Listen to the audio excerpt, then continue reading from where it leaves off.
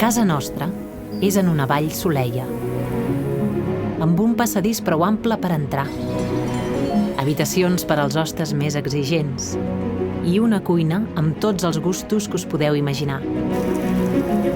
El nostre menjador és ple d'amics i coneguts i les vistes de les habitacions et deixaran meravellat. Però ara, casa nostra està tancada i és un bon moment per trobar-la a faltar.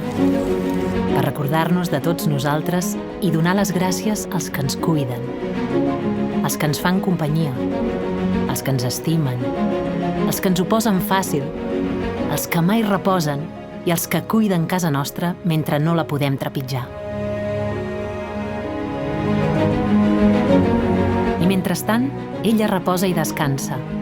I si parem bé l'orella, sentirem com rere la finestra es prepara per rebre'ns. Si us hi fixeu bé, veureu com s'engalana per venir-nos a retrobar.